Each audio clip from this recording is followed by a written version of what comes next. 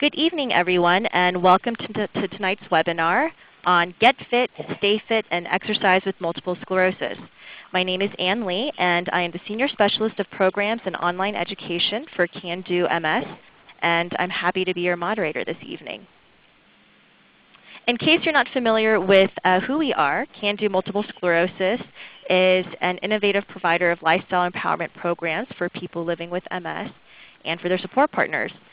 Through the programs that we provide, such as this webinar, we empower people to move beyond their MS, giving them the knowledge and skills and tools and confidence to adopt and learn healthy lifestyle behaviors to help them manage their disease and live the best lives possible. So to learn more about these programs that we provide, you can visit our website at www.mscando.org, and you can register for upcoming webinars. They're once a month. And we also record and archive all of our webinars on our website, so you can view webinar recordings for the last 2 years. You can also learn about our in-person programs. We have our 4-day Can Do program that's done once a year. It's actually coming up next week. We have our Jumpstart programs, which is our 1-day program that we do about 5 or 6 times a year throughout the country. And we have our 2.5-day Take Charge program that's done twice a year. So if you go to our website, you can find all the dates and information on these programs and see if we're coming to a city near you. And you can also search and connect with us on social media. We have a Facebook page. You can find some resources and some facts and some updated info about our upcoming events and programs. We're also on Pinterest, Twitter, and we also have a YouTube page where we have some fun videos and some webinar recordings also housed on our YouTube page. And so just a few housekeeping announcements before we get started. We are recording this webinar, so everyone's phone lines are muted.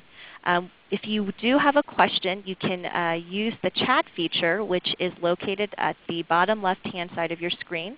You can just type your question in, send it to presenters, and we'll save that question to answer during the Q&A session at the end of this program. So again, we'll try to answer as many questions as possible, and we'll set aside about 10 minutes at the end of the program to answer your questions. And this presentation is being recorded again, and so you will be able to find it on our website tomorrow afternoon. And now I'd like to introduce our very distinguished presenters for this evening's webinar. On the screen here you see Dr. Alex Ng. He received his BS in Biological Sciences from the University of California in Davis, and his MS and his PhD degrees in Exercise Physiology from the Biodynamics Lab at the University of Wisconsin in Madison. Since 2000, Dr. Ng has been teaching at Marquette University, where he's currently an associate professor in the exercise science program in the College of Health Sciences. He is also an adjunct associate professor at the Medical College of Wisconsin through the Clinical Translational Science Institute and is a member of the MCW Cancer Center. His primary research continues to be in MS, as it has been for the past 18 years, with an emphasis on fatigue and exercise responses. Dr. Ng has a history of grant support and is author of 38 peer-reviewed scientific manuscripts, as well as a book chapter on cancer-related fatigue. Alex has been a part of our Can Do MS educational team for approximately 17 years, and he is active in the Wisconsin chapter of the National MS Society. When not brooding in his ivory tower, Dr. Ng has been known to enjoy cycling, cross-country skiing, and the occasional run with his wife and 2 teenage sons. And our next presenter is Tammy Roehrs, a physical therapist, and she has been treating individuals with MS since 1991 and has been a member of the Can Do MS medical staff since 1992. She earned her neurology clinical specialty certification through the American Board of Physical Therapy Specialties, initially in 2002, and was recertified in 2010. Tammy has been a member of the American Physical Therapy Association since 1988, serving on both state and national committees. She has served as a member of the committees for the Mid-America chapter of the National MS Society since 1998. Tammy and her husband Troy own a private physical therapy practice in Nebraska, where she works with individuals with MS. So I'd like to now welcome Tammy and Alex. Hi, everyone. I'm Alex, and I'm pleased to be here. Thanks for that wonderful introduction. You're welcome. And I'm Tammy, and Alex and I are thrilled to be here tonight. And one of the things that when Alex and I were putting the course together, Alex, we talked about exercise in the course description being good for all of us, and that physical activity has something for everyone. So I was wondering if you could set the stage for everyone. Tell us a little bit about why exercise is good for us and why it's important for people, even if they've been diagnosed with something like multiple sclerosis. Well, thanks for that intro, Tammy. Let me first point out that in many respects, the importance of exercise for someone with MS is really the same as for someone without MS. I don't know how many of you know this, but it was originally thought that exercise should actually be avoided if you have MS. And this was definitively debunked in 1996 by a team of researchers from Utah, some of whom are actually still associated with CAN-DO MS. And we've come a long way since then. We now know that strength and endurance training is not only safe but effective for people with MS, and this kind of fits in with the traditional view of physical fitness, whereby a person can increase their endurance or cardiovascular health as well as get stronger. But we're starting to realize now that exercise is also important for our mental fitness, whether this be decreasing depression or possibly even improving cognition. For all of us, whether we have a chronic disease or not, cardiovascular disease, cancer still remains the number 1 and 2 cause of death in the United States. So certainly this is something that we would all want to improve our risk factors for. And as it turns out, exercise or lack of exercise is one of the primary risk factors for many cancers as well as cardiovascular diseases. So that's very important. Something that's often overlooked in this conversation is the concept of wellness. And exercise, well, let me backtrack. Wellness is really the capacity to live our lives to the fullest. And you can see that let's see, I don't know if you can see anything. Okay, there. As you can see, MS is part of this wellness, but it's not the whole thing. Just like exercise is an important part of wellness. Social support, social interaction, nutrition, or good eating, that's a great part. Spirituality, self-management or self-efficacy, one's ability to manage their disease. These are all important parts of wellness, and exercise is a very important integral part of this.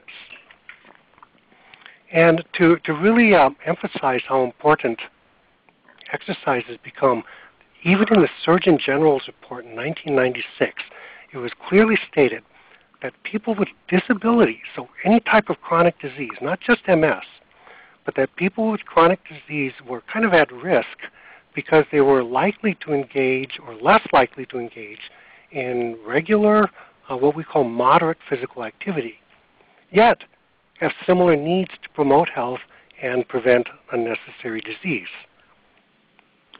Okay, Alex, so you're telling us, I'm starting to understand, so the importance of exercise for my wellness, for my overall well-being, and not just to build big muscles, but for my cognition, my mental abilities, and my overall feeling. But I'm a little bit confused. What's the difference? We've been talking about exercise. We've been talking about physical activity.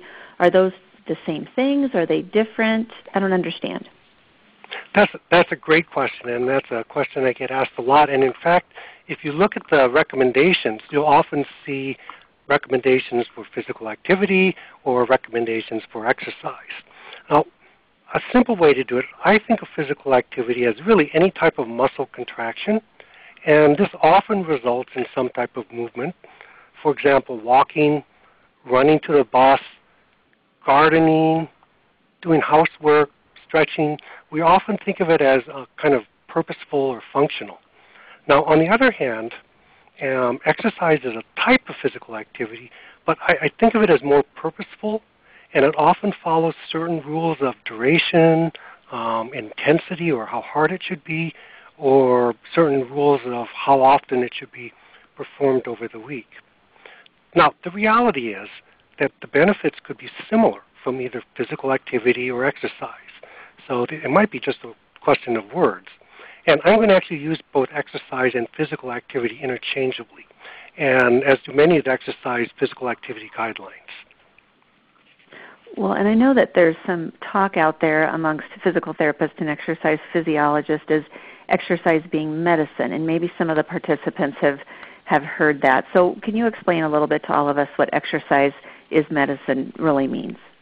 Well, I think that's a great analogy to think of exercise as medicine. And the reality is we're built for movement and exercise. Well, what does this mean? Well, our civilization has certainly advanced. Our lives have become easy because of technology. And don't make any mistake about it, this is certainly a good thing. However, like all good things, it often comes at a price because our bodies were, in fact, designed and built for exercise. So back in the day, we used to have to hunt, gather food, find or build shelter.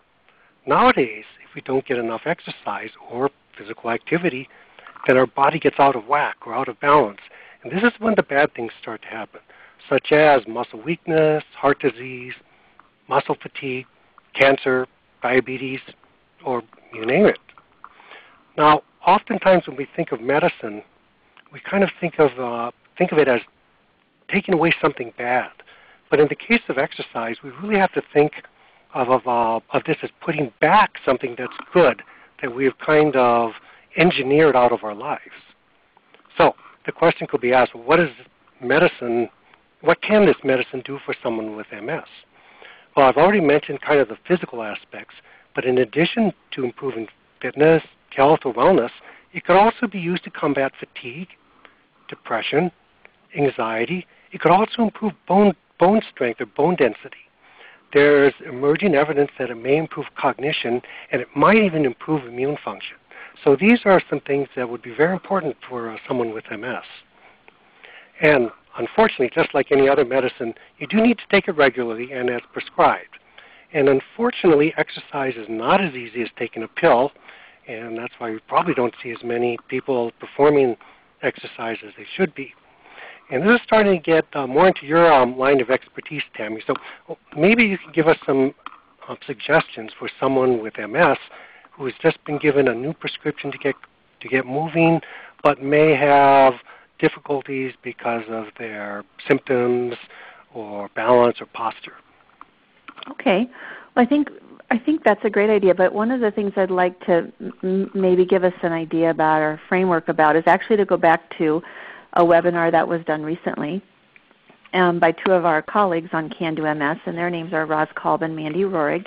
Roz is a mental health practitioner, a counselor, and Mandy is a physical therapist like myself. And in that webinar, they talked about some concepts related to resilience and coping that I think will help give us a framework for thinking about approaching exercise depending on what our level of disability might be from the MS. So when Roz was talking in that webinar, she defined resilience as the capacity to rebound from adversity. And Roz talked about the fact that, multiple sclerosis with the changes from the disease, that maybe someone has an exacerbation or they have some increased difficulty with age combined with their MS, and that can be an adversity. And to rebound from that episode feeling strengthened and confident and more resourceful is a definition of resilience. But getting there sometimes can be a little bit of a challenge. And so Roz went on to talk about what factors influence resilience. And so one of those things is thinking about how a person with MS and their support people view the MS. Do they view the MS as a threat or a failure, which is a little bit different mindset than viewing the changes from MS as a challenge. So if I think about it as a challenge, then I am problem solving. If I think about it as a failure, I'm spending a lot of energy coping with the fact that I have perceived that I failed. Another contrast might be if I view my MS as a war and I'm either winning it or losing it. Again, I'm coping quite a bit with that feeling maybe of losing. Whereas if I can get my mindset to be it's a series of challenges, recognizing as a chronic disease it will be a series. It won't probably just end and be done. But then I can meet each of those challenges as they come up. Having met the challenge before will give me confidence, knowing that I might meet a challenge in the future. But taking each one as they come and taking the exercise changes as they come. So let's think a little bit too about that related to coping style, and I promise we'll get to how this relates to exercise real soon. So positive coping strategies, very similar again. Hats off to Roz and Mandy for helping us to understand this. Is if you think of one of the things Roz said in that webinar was to view tools and strategies as methods of taking charge of the MS. And what Alex and I would like you all to think about tonight is exercise as one of those tools. Alex just talked to you about it being medicine, physical activity and exercise being something that you can do to take your medicine and start moving. And that's one way to take charge of your MS instead of giving into it. Staying in the game of your life, and maybe sometimes playing it a little bit differently. And we're going to talk about that on the next slide, how you stay in that game, you keep exercising. But with the challenges that MS presents, it might mean playing it a little bit differently. And so with that in mind, thinking about the priorities each person has related to exercise and physical activity, and once that person decides what their priorities are, setting some achievable goals so they can work toward meeting those priorities, and making sure those goals are set up in such a way that you have success. You have success, and then you can build on those successes. So how might that look for exercise? Well, maybe somebody is a jogger, and they really like jogging, or they like walking fast, or maybe they even like running.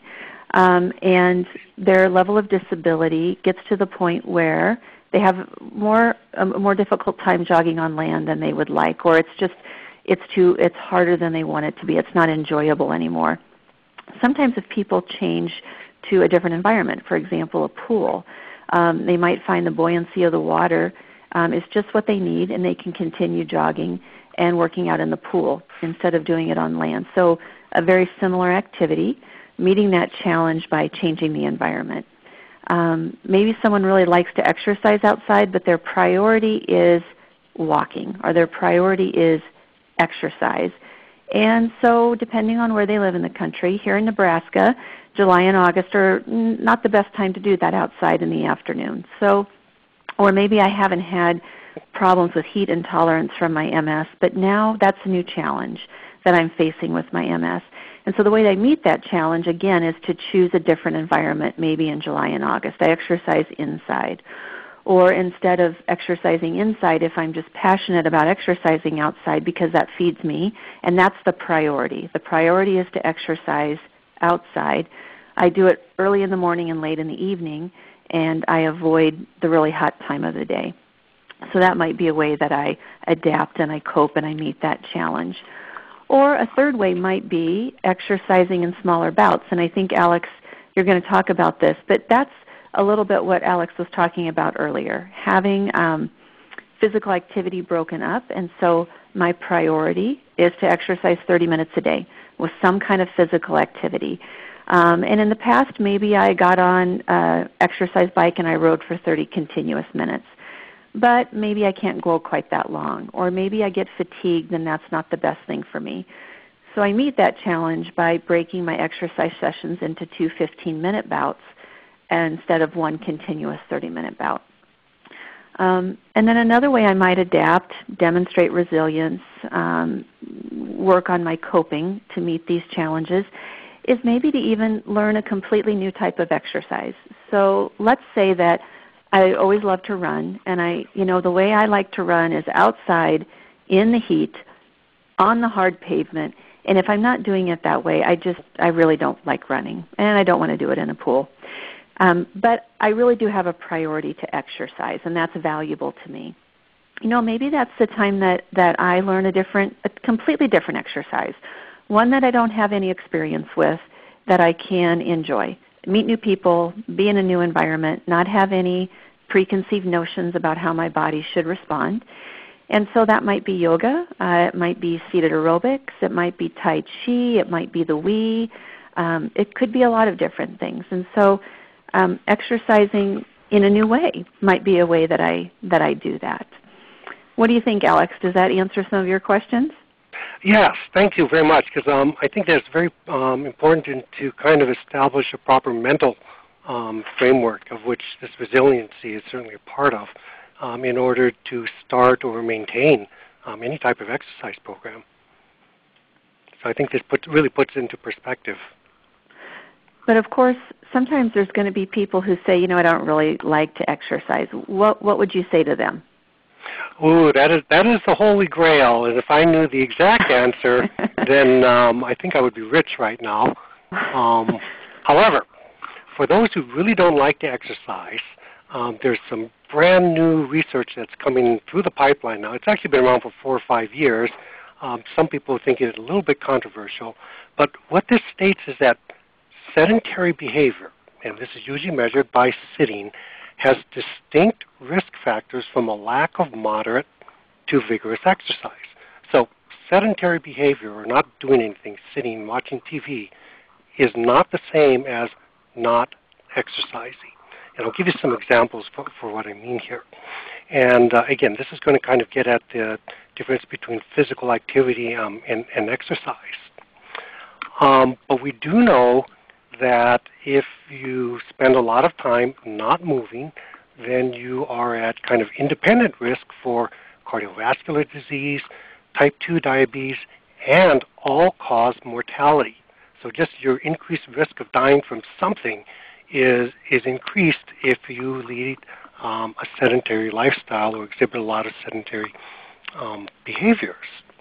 So what does this mean? Well, there's actually been someone that calculated that watching an hour of TV is about the equivalent of smoking 2 cigarettes, which is equal to about 22 minutes of your life. Wow. And what this means theoretically is that someone who gets all the recommended physical activity or exercise, but who still sits around the rest of the day, may still be at a significant health risk. But what it also means is that someone could be, I won't say super healthy, but I'll say relatively healthy, even if they don't exercise a lot. Maybe they don't exercise at all, but you're not just sitting motionless all day.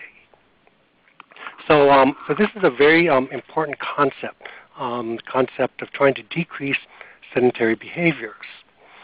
So what does this mean? This means that we want to limit our amount of screen time, the amount of sitting still, the amount of desk work. There's a quote. If anyone knows who said it, feel free to write it in. But it's something to the effect of, to move is to be alive, to be still is to be dead. Well, admittedly, it's a little severe, but nevertheless, the bottom line is that it may be just as important to not be still as it is to exercise. So, for the person who doesn't like to or has difficulty exercising, it's just as important to not be sedentary by decreasing screen time. So I'm emphasizing this, sitting still or desk work. Replace this with low-impact neuromotor activity, like what Tammy was suggesting: yoga, Tai Chi, maybe something with your Wii, gardening, walking, standing or stretching.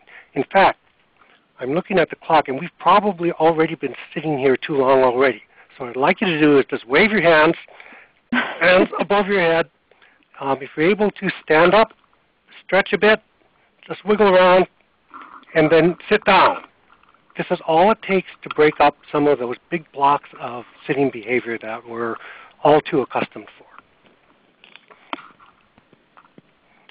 What I'd like to do now is, I know we have a diverse audience, so I'd like to get a better idea, well, both of us, Tammy and I, would like to get a better idea of who we're talking to, so that we can make sure that we're covering everything, covering everybody. So I'd like to ask, do you regularly set goals related to your exercise plan? And then answer either yes or no.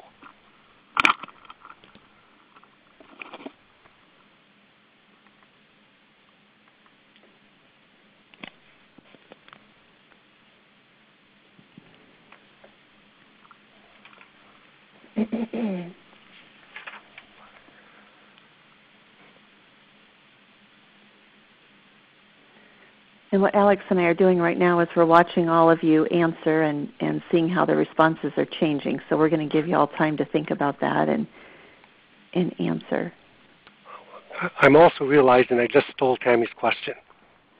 That is completely fine. You did it so well.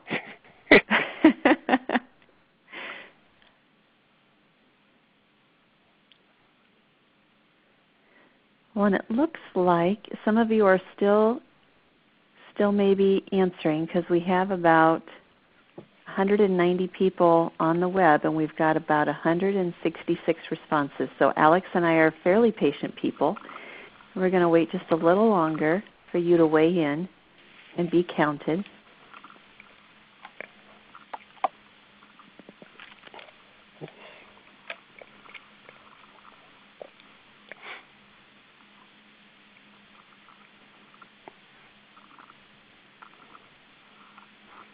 And I would say out there, if you're listening to this and you're not a person with MS, you can still answer this question, because it really, obviously there's a reason that you're on the call, and so you have a contact, and you also have your own health to be considering. So don't feel like you have to be silent if you don't have MS. Chime right in.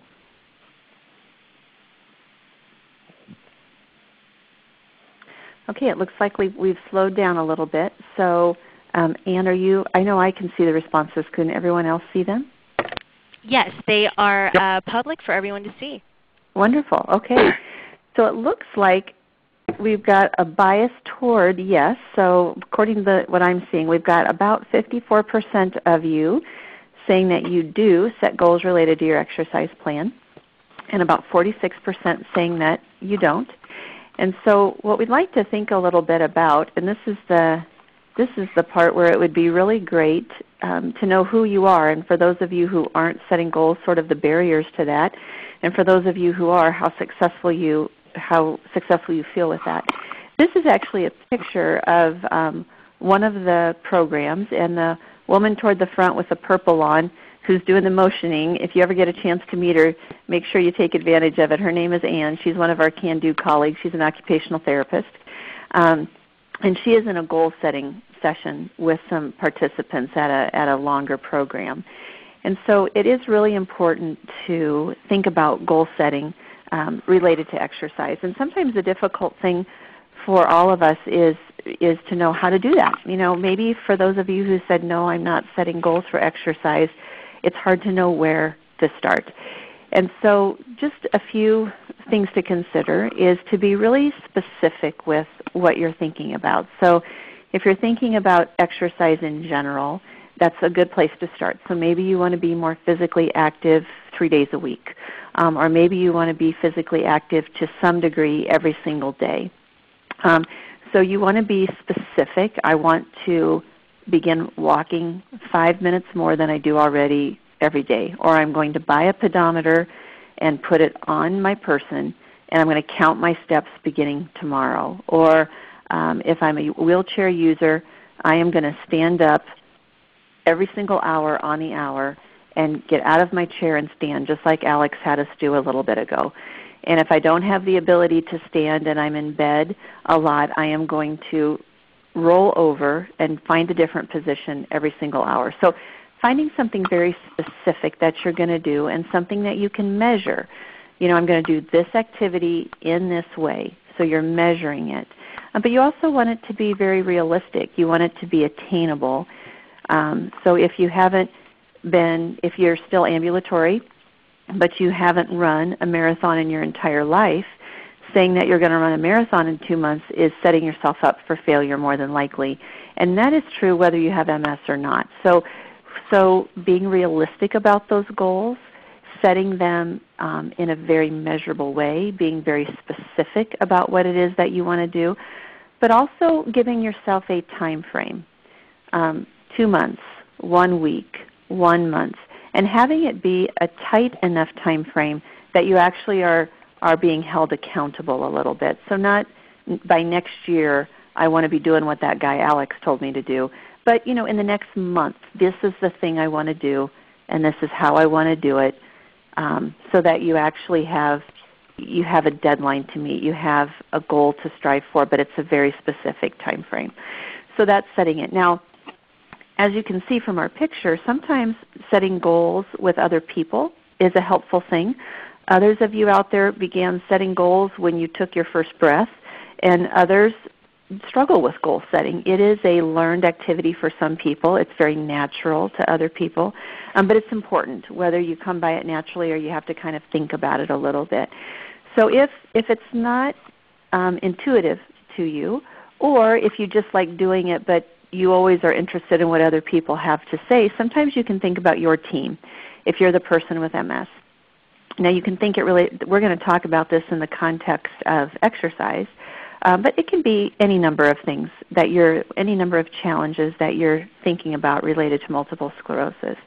So the people on your team might be your medical partners. So it might be your main healthcare worker, whether that's a nurse practitioner or a physician assistant or a neurologist or a urologist or a physical therapist, occupational therapist, exercise physiologist, speech-language pathologist, a mental health worker, a counselor, your pharmacist. I mean, you could have a whole bevy of people on your medical partners team. Your support partners. Your support partners might be people that you have intimacy with, your significant others. It could be your children. It could be your best buds. It could be your besties. It can be your friends. It can be people from your church or your synagogue. It can be a number of people who are in a relationship with you that you would consider them as support partners. And then there are other entities that are your community partners. Can Do MS could be a community partner. The National Multiple Sclerosis Society can be a community partner. Perhaps you have a home care agency involved in your care, so your home care team might be a community partner. And so on each of those teams there might be people who can help you with your exercise goals, help you shape them, help you be accountable to them, give you feedback about them. And so you might want to set those goals on your own, but you might want to call in the troops and have some help with that as well. And so thinking about that in terms of goal setting and success with exercise is important.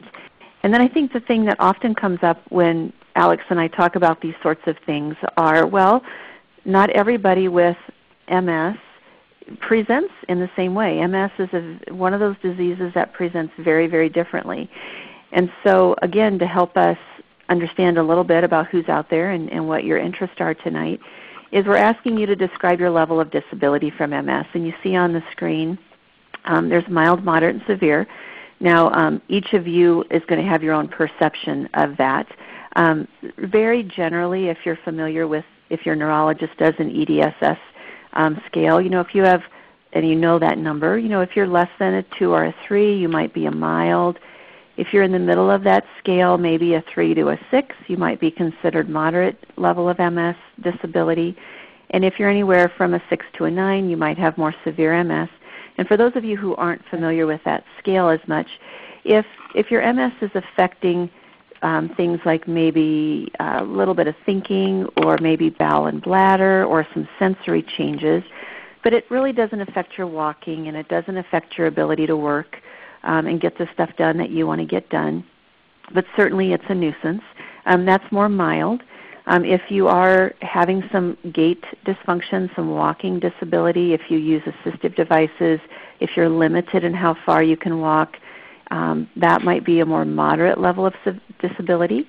If you are not working outside the home any longer, even though you were before because of impairments from MS, if you're using a wheelchair for most of your mobility, if you have a number of extremities involved, if you're having maybe some trouble with swallowing, that might be a more severe level of MS. But again, those are guidelines. It really is how you feel your MS affects you.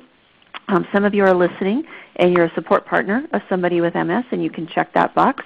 And others of you are just listening because you think Alex and I rock and you can put not applicable. So if you want to start answering the question, we would love to hear from you.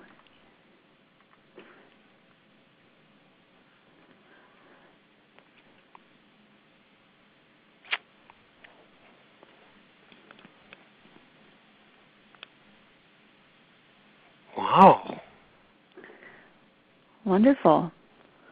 You guys you get gold stars for participation tonight. Thank you so much. the nerd in me wants to say, ooh, close to a bell-shaped curve.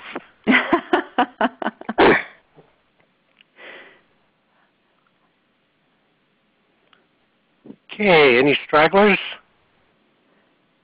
I think we up. Couple more. Going once. Going twice.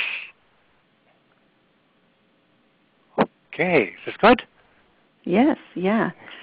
So at least half, a little more than half, would consider themselves having moderate disability.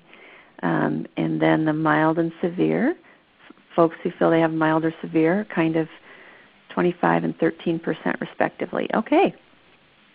Wonderful. Thank you. So Alex, do you want to talk a little bit? We'll try to keep this in mind and certainly talk about different options across the levels of disability with MS. And Alex is going to get us started by talking about cardiovascular exercise, heart-lung exercise, and how that might vary. Thank you, Tammy. And I think what I'm going to do is, and you've already kind of hit on this, the tremendous variability among people with MS, even within a category of mild and moderate. And in part, that's why we can't, there's no single book out there that describes what a person with MS should do to exercise, because we can't define what a person with MS looks like. It's so highly individual. Regardless, what I'm going to do is I'm going to try and start big here, and then I'm going to narrow it down to the individual considerations. So this would certainly be appropriate for someone with, let's say, mild MS, and probably a lot of the people, if not all of the people, with moderate MS. There'll be a little bit of overlap in there. So with respect to cardio, or aerobic exercise, as it used to be called back in the day, the goal is to strive for 150 minutes total per week. Okay? Now, it doesn't matter how you get there. It could be 50 minutes 3 times a week, or it could be 10 minutes 15 times a week. And a lot of this will depend on your individual circumstances and whether or not any of your symptoms are exacerbated. But this is what you want to strive for. And it doesn't matter whether you have MS, or if you're a cancer survivor, or if you are disease-free. The goal is to try and strive for 150 minutes of moderate exercise per week. Okay, now a lot of you are probably already going, oh, well, I'm training for such and such, and I do really hard exercise. Well, if you're doing what we call vigorous exercise, then it could be 75 minutes total per week. And we all know the person that's out there, with MS, that's done an Ironman triathlon or skied an American Birkebeiner, like down here. This is what we are doing in Wisconsin, and we've been doing it since November, and we're still doing it. So the snow seems to be never ending. Okay, I digress. So what does moderate intensity mean? There's the breath test or talking test, and this should mean that you should be able to carry on a conversation. Maybe you're a little bit out of breath, but if you're doing some activity with someone else, you should be able to talk with them, maybe slightly out of breath. Another way that's often recommended, if you do find a book talking about exercise or a journal article talking about exercise recommendations for people with MS, they'll talk about something called the RPE scale. And this stands for Ratings of Perceived Exertion. There's 2 of them, and the one I'm going to show you is the one that goes from 0 to 10, where 0 is nothing at all. So if I was going to ask all of you right now, if you're sitting here listening to me, well, it may be difficult listening to me, but regardless, your physical activity exertion should be 0. 10, on the other hand, would be maximal. So this would be the most exercise or activity that you could imagine doing. So you're in the Winter Olympics, and you're going for a gold medal or something, and you can hear someone breathing down your back. So you're going as hard as you can. A moderate on this scale would be somewhere around a 3. So if you could be exercising between a 2 and a 4, that would be probably with good moderate activity. Now the beauty of using this RPE scale is that it kind of adjusts itself depending on whether you're having a good day or a bad day. So let's say it's a really hot day and you're fatigued because of the temperature, or maybe you have an exacerbation so your balance is a little off, so that the exercise is a little bit harder. So what this means is that you could still be working at a 3, a 2, or a 4, but maybe you're going a little slower than you were before. That's okay.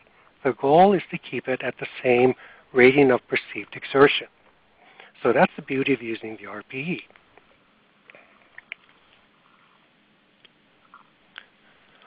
Okay, 150 minutes. I actually heard some of you, even though I'm not supposed to. I could hear this collective, what? 150 minutes a week? Well, 150 minutes a week is hard. Okay, I have a hard time getting 150 minutes of exercise a week, and I'll admittedly, I like to exercise. Well, not all exercises, but I do like to exercise, and if I have a grant deadline coming up, or if I have students coming in to see me, or if I'm preparing for a new lecture, it's tough. And so I can imagine, well, what's it like if you've got MS and you have an exacerbation? It's hard enough just getting through the day. Well, luckily you know enough now not to be sedentary, but there's more hope, and that is the most recent exercise guidelines state that for all individuals, some activity is better than none. Hooray! So adults who are unable or unwilling even to meet the exercise targets outlined, the 150 minutes of moderate exercise per week, can still benefit from engaging in amounts of exercise less than recommended. And again, this gets back to that kind of decreasing sedentary behavior. And unfortunately, when I talk about watching TV, theoretically, any type of still movement counts as sedentary. So even if you're reading a book or playing a video game. Now, if you are reading a book and if you can fidget around a bit, then that would be better than just sitting still. So again, with respect to mild to moderate disability, the goal is to have individualized goals. And Tammy already talked about this in greater detail than I will, and that's why I don't have to talk about it in more detail. But your goals are going to be different for each one of you. Some of you may be wanting to train to do a can-do vertical express, or maybe an MS charity ride. Others of you are very interested in decreasing your risk for cardiovascular disease. Maybe you have risk factors that are hereditary. Some of you may want to just maintain function so you can play with your kids or grandkids. So your goals will be different. And you need to modify your goals, or rather your goals should take into account any risks or symptoms from your MS, such as pain, fatigue, balance. Again, if this is intermittent, then the RPE scale can help you with any intermittent pain, fatigue, or balance. But if this is chronic, then this also has to be taken into account when setting up your exercise program. And I've already kind of hinted that there's a wide range of people from within our audience. There will be people who are thinking, oh yeah, I need to start an exercise program. I hear it's good for me. Well, as others of you are thinking, should I be starting high-intensity intervals to improve my time in such and such?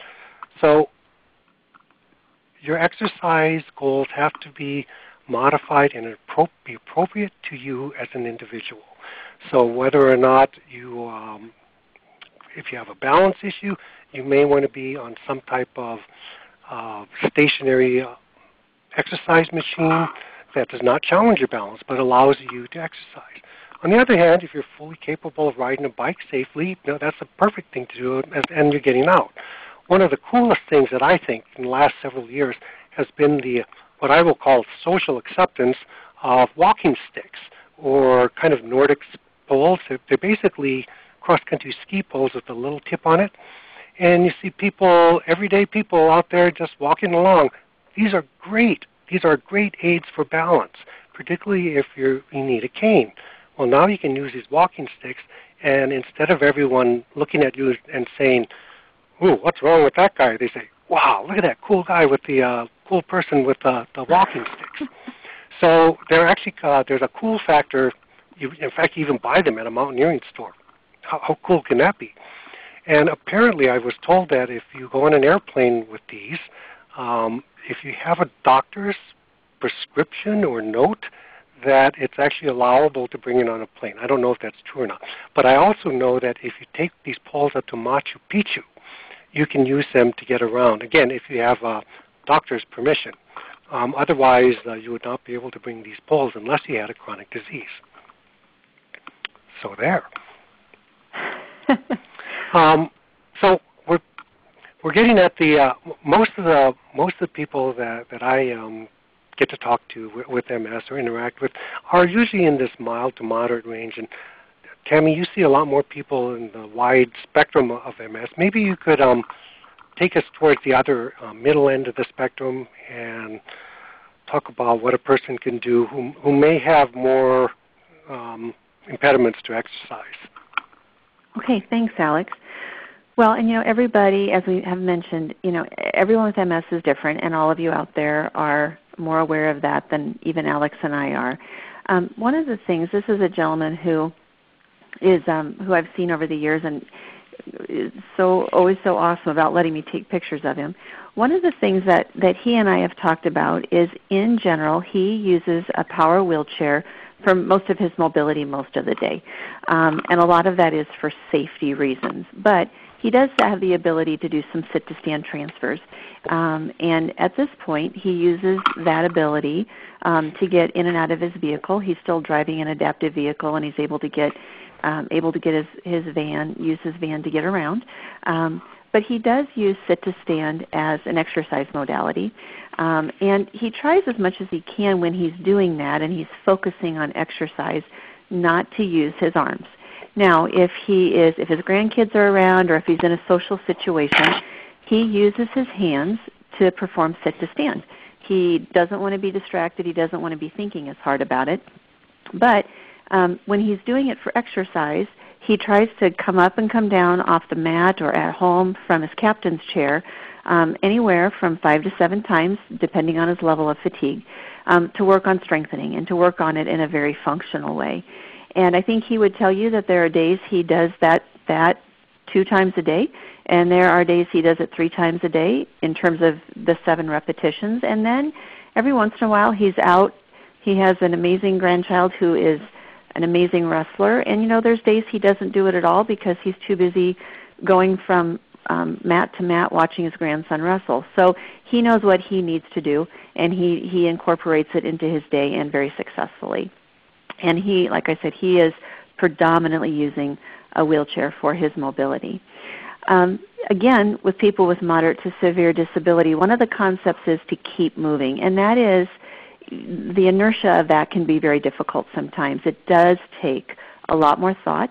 It takes a lot more planning, and it takes a lot more effort sometimes just to keep moving, as MS adds challenges and increased weakness here and an increased pain there. And so that mindset of motion is lotion and to keep moving is very important. Sometimes, as Alex did earlier in the webinar, where he encouraged us all to stand up and change position, and I certainly took advantage of that, and I hope you did too. Sometimes that is what it is. It is changing our posture. If we're sitting, going to standing. If we have been sitting in the same chair for a while, getting up and moving to a different one. Remembering to use our arms. So if you're somebody with MS and the legs are really affecting you and it's difficult to do that, bicycling in the air, doing some aerobic punches forward, like doing some boxing motions, and the WII, for those of you who are familiar with that at home, there are different programs that you can do upper extremity motions. You can do the basketball shot, and I know that because my 5-year-old sits on it and does it all the time. So you can do different things with your arms to keep moving.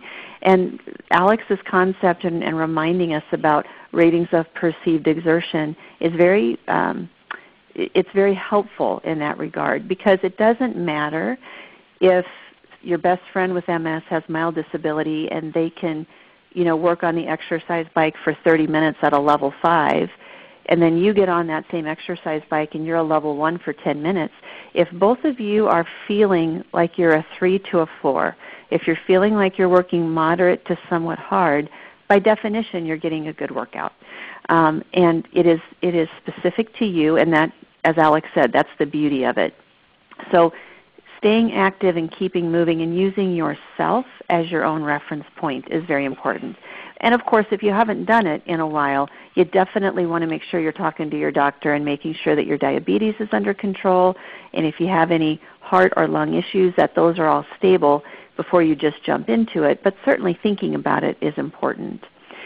Balance and coordination. Sometimes for people with MS, they're still walking, but they consider their level of disability to be high because they feel imbalanced.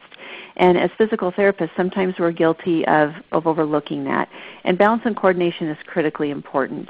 And this could be an entire talk, actually. But there are three main systems for balance: our visual system, our eyes; our vestibular system, which is our inner ear; and our somatosensory system, our sensation from our legs and our joints that tells us where we are in space.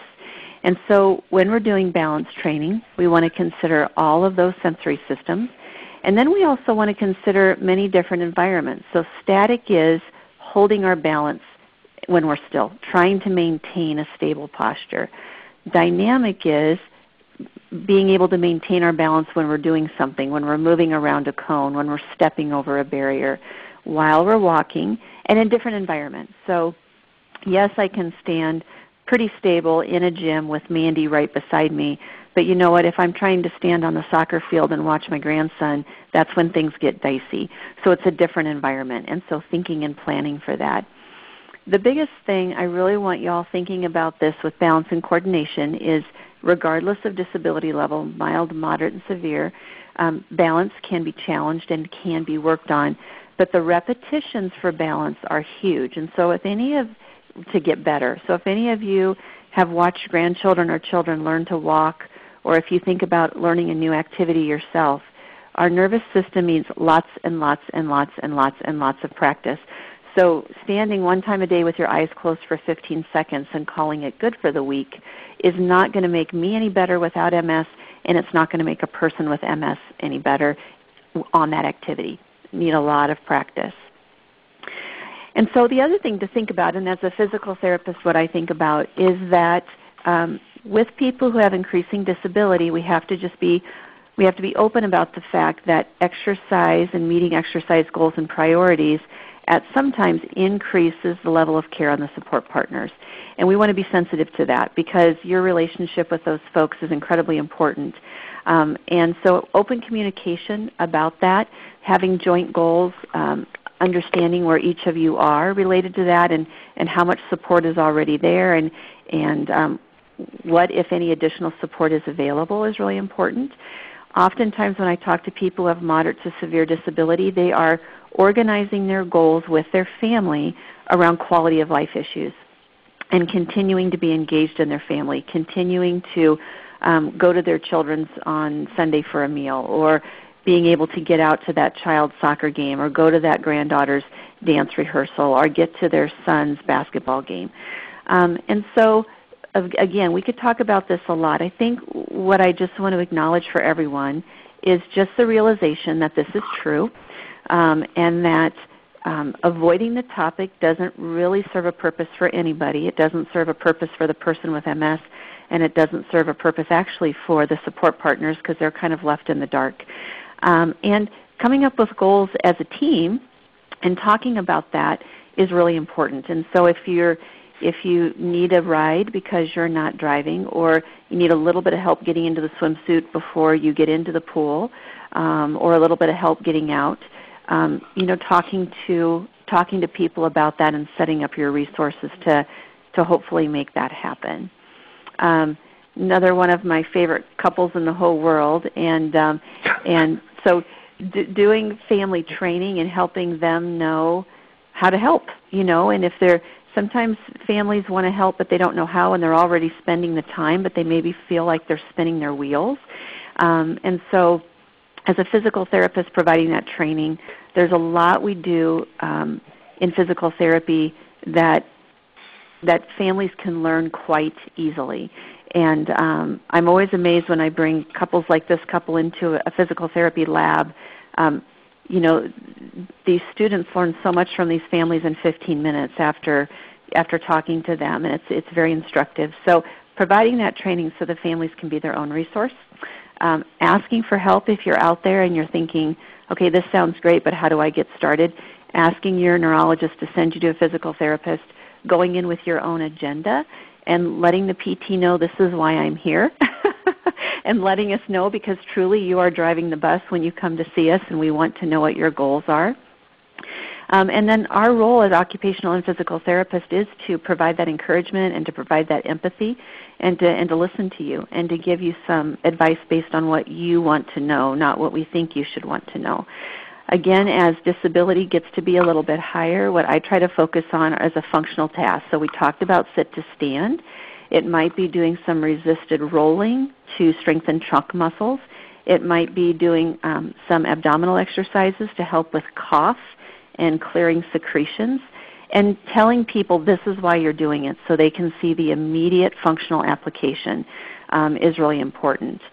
Sometimes talking about problem solving, although I honestly have found that people with MS are amazing problem solvers. I don't know what it is about the disease that picks on the problem solvers, but they really are very good at problem solving.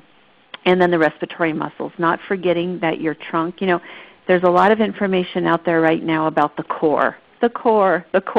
Everybody wants to talk about the core, and usually they're in spandex. But, our core, our respiratory muscles, our abdominal muscles, incredibly important for function, incredibly important for breathing, incredibly important for coughing, incredibly important for speech production.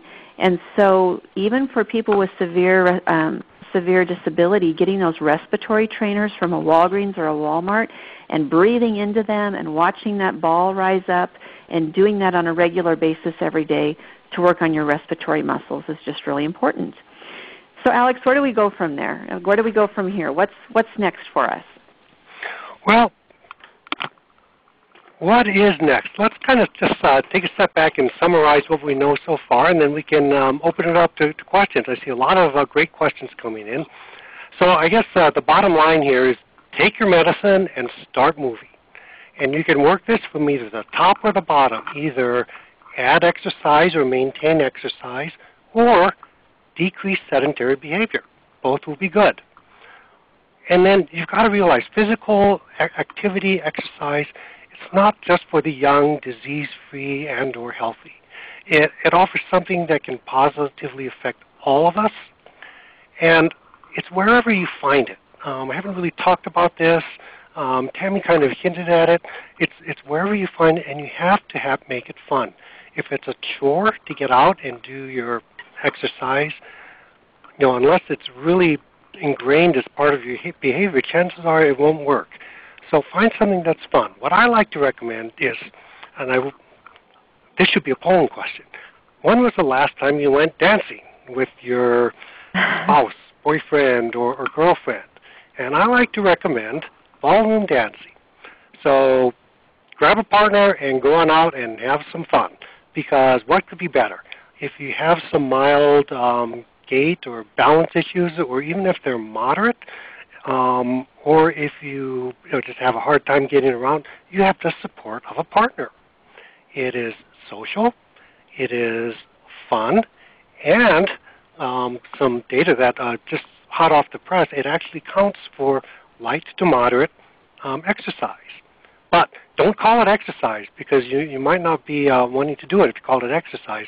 Just call it dance, a fun activity to go out and do with friends. So with that, Tammy, have I left anything out? I think that you've covered a lot of it, and I think maybe we both advanced.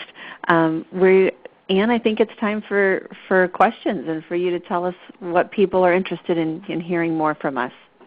Sure. Yeah, we certainly have received quite a few questions, and a lot of them are specific to some of the things that you've talked about throughout your presentation, and specifically asking about exercises. So this person asked, what type of exercise should they do, or would you recommend for someone that is fairly active and likes to be active but still struggles with MS? Alex, I think I'll let you take that one. Okay, well, if you're already active and struggling with MS, okay, first off, without knowing a little bit more, it's difficult to answer the question, but I will say, and getting back to some of both Tammy and my comments earlier, is that the goals have to be realistic. So if you're having problems, I don't know what those problems are, but let's just take an example. Let's say that you're exercising at a certain intensity and all of a sudden you have a bout of optic neuritis, or maybe you get fatigued, or maybe you're fatigued afterwards. It probably means you're working too hard. And this is a problem more so for the people who are used to exercising as opposed to the so-called newbies, because you want to try your best to maintain what you are used to able to do or what you think you should be able to do. And unfortunately, it may not be realistic, or rather it should be modified based on your individual needs. The other thing that you might want to do is pay attention to your RPE. So again, try and keep it at 3. If you're an experienced exerciser, maybe you can go up to 4. But if you start feeling yourself creeping up to 5, and it could do this, even if you're not increasing your speed or distance, then it's time to back it off. So try that, and then see if you could modify the exercise based on whatever the symptoms are, whether this be decreasing the time and maybe increasing the frequency, or just really paying attention to your intensity by your RPE. Tammy, Great. Can you add anything? Or I think that's great. Okay. Yeah, thanks, Alex. We have another question here in regards to being sedentary, and for people who work long hours in an office in front of a desk and computer. So this question is, if one sits several hours a day at work, yet also exercises after work, is that still a risk factor? For example, is getting up and stretching, like you had mentioned, sufficient if each break is about 1 minute long while being at the desk working for an hour at a time? Shall I take this one, Tammy? Yes. Okay. Yeah, that's a great question, and I'm going to point out right now that what's threshold between not getting enough exercise and being too sedentary, we don't know right now. But it sounds from the question like you're already aware of the fact that being sedentary is bad by you are breaking up your sitting time, so that is good. I'm lucky because I print way too much than I should be, and I'm often walking down the hallway to pick up copies.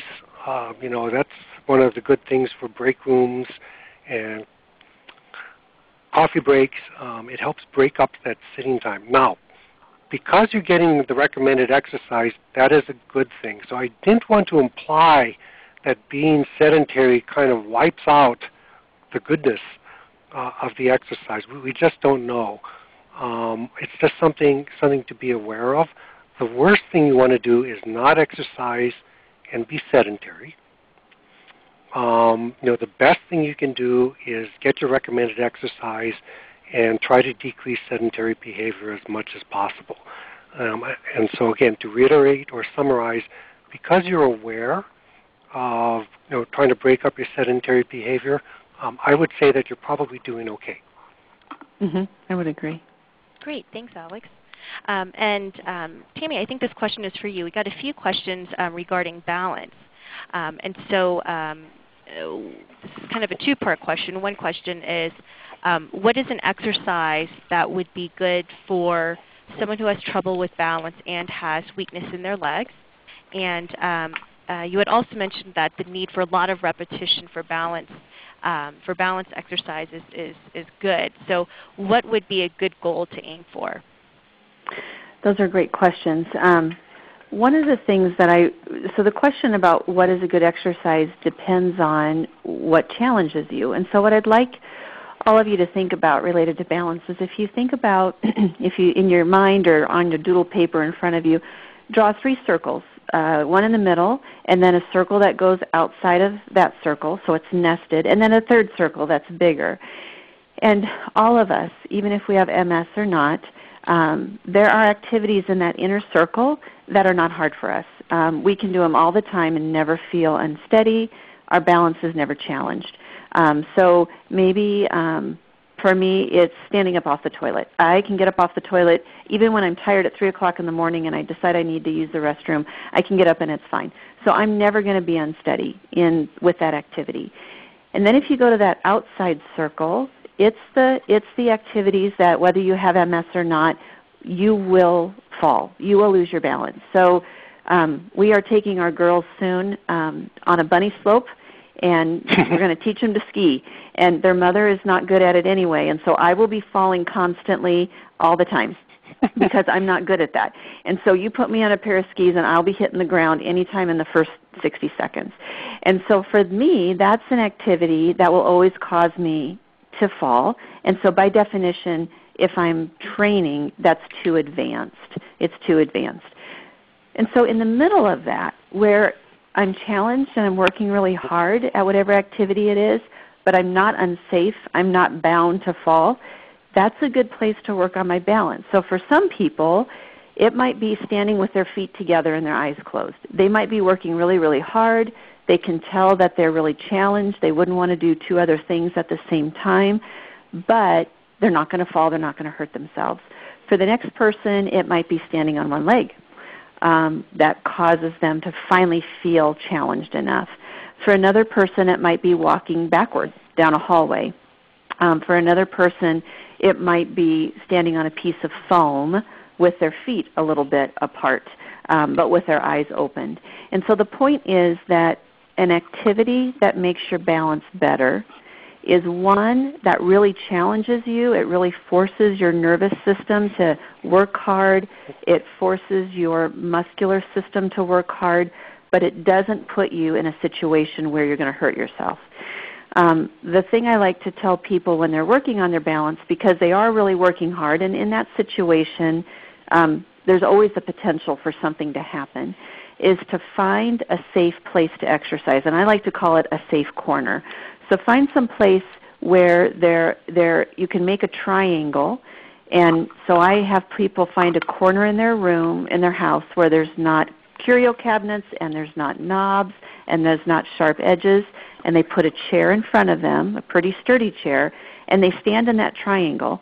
And if they do lose their balance and they start to fall, one wall catches them or the other wall catches them, or they can balance themselves on the chair in front of them. So find an environment where you're safe and work on your balance there. Now as for time, again, just like Alex said, where we don't really have an amount that we can really prescribe and say for sure that's enough, we're at the same place with balance, and some people need more practice than others.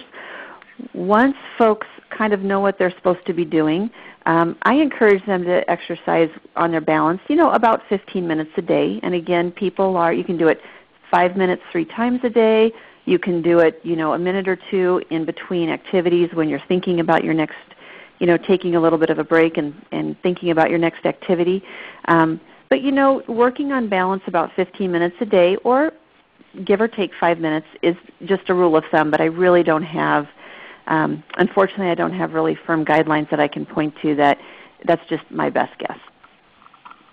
Great. Well, thank you very much for that, Tammy. And we are running out of time, so I think I'm just going to ask one more question.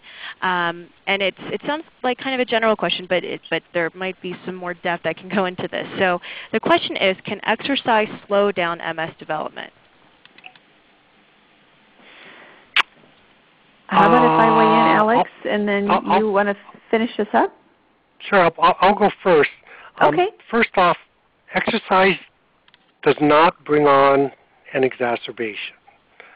Okay, so that you may, if you're not exercising properly, you may be wiped out.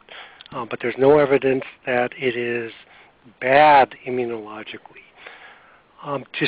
There is some emerging evidence that there are some chemicals released when you exercise by the muscles that stay kind of local to the muscles that may be anti-inflammatory and may at least theoretically affect the course of the disease. However, at this point, I would not go out on a limb and say that it would affect the disease course per se, but I will say that that is a question that people are looking at. So there may be some benefits to the actual disease process with exercise.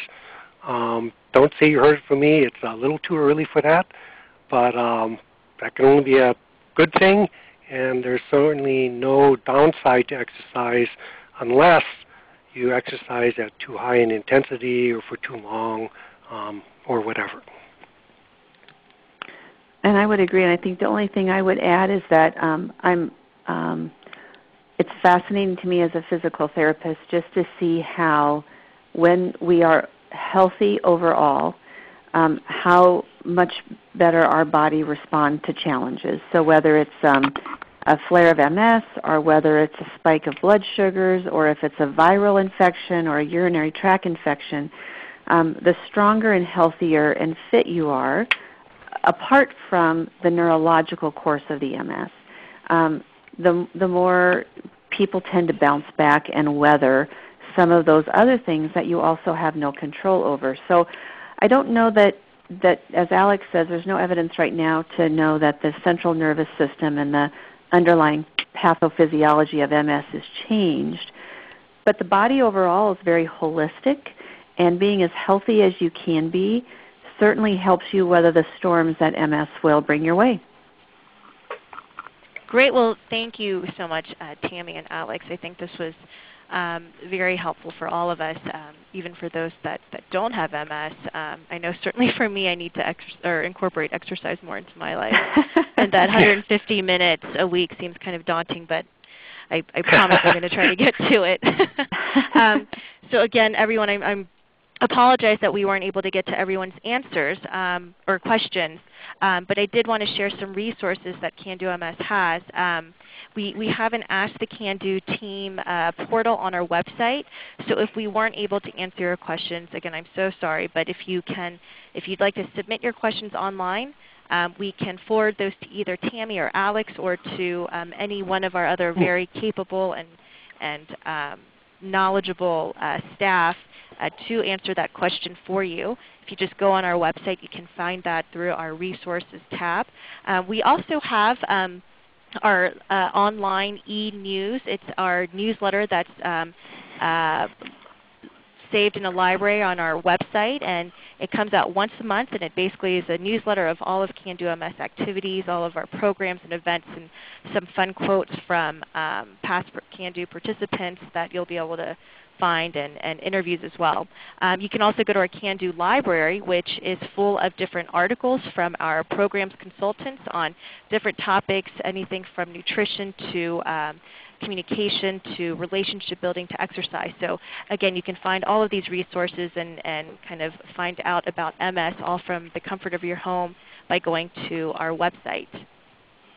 And I did want to mention that tonight's webinar is the first webinar of a three-part series on exercise and health. These three webinars will focus on staying healthy and active with your MS. So the next webinar in this series will be on July 8th, and the topic is on MS symptoms, unique approaches to unique symptoms. And this webinar will focus on different ways and different approaches of exercise to symptoms that you might be experiencing with MS. So if you're looking for more specific exercises and things that you can do, then please remember to join us on July 8th. And the third and final webinar in this series is on December 9th at the end of the year, and it's all about nutrition, on adopting healthy eating habits and managing your weight. So a great way to end the year. So our next month's webinar in April is Managing MS Early, Get Ahead of the Disease. We have Deborah Miller, clinical psychologist, and Linda Walls, occupational therapist, who will be joining us that evening. So please feel free to join us from the convenience of your home again at no charge to you. And for those of you that are participating live tonight, once this presentation is over, you'll see a survey that will appear on your computer screen. Please take a moment to complete the survey and share your input. Your feedback always helps us in improving our webinars. And again, we just thank you for joining us and for taking the time out of your Monday evening. And Tammy and Alex, a special thank you to you and for all of your tips and knowledge and advice on how we can stay healthy. So thank you, everyone, and have a great night.